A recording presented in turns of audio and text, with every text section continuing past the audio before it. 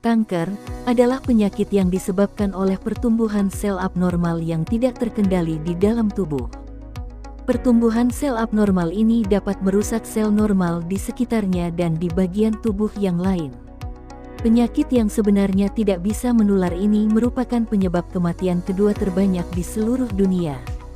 Kanker sering menyebabkan kematian karena umumnya penyakit ini tidak menimbulkan gejala pada awal perkembangannya, sehingga baru terdeteksi dan diobati setelah mencapai stadium lanjut.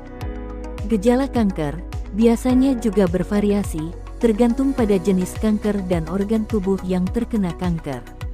Namun gejala yang sering dialami penderita kanker bisa berupa muncul benjolan, nyeri di salah satu bagian tubuh, pucat, lemas, dan cepat lelah, penurunan berat badan secara drastis, gangguan buang air besar atau buang air kecil, batuk kronis, demam yang terus berulang, dan memar serta mengalami perdarahan secara spontan. Penyebab utama kanker adalah perubahan mutasi genetik pada sel yang membuat sel tersebut menjadi abnormal. Sebenarnya, tubuh memiliki mekanisme sendiri untuk menghancurkan sel abnormal ini. Bila mekanisme tersebut gagal, sel abnormal akan tumbuh secara tidak terkendali. Faktor yang dapat memicu pertumbuhan sel kanker berbeda-beda, tergantung pada jenis kankernya.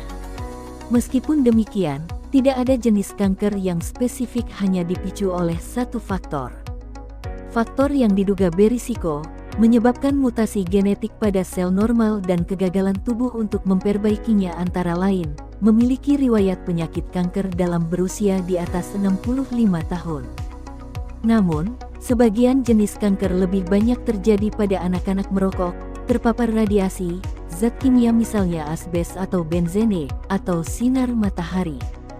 Terinfeksi virus, seperti hepatitis B, hepatitis C, dan HPV, terpapar hormon dalam kadar tinggi atau jangka panjang. Mengalami obesitas, kurang banyak bergerak dan tidak rutin berolahraga, menderita penyakit yang menyebabkan inflamasi kronis peradangan jangka panjang, misalnya kolitis ulceratif, menurunnya sistem kekebalan tubuh, misalnya akibat menderita HIV/AIDS. Pencegahan kanker.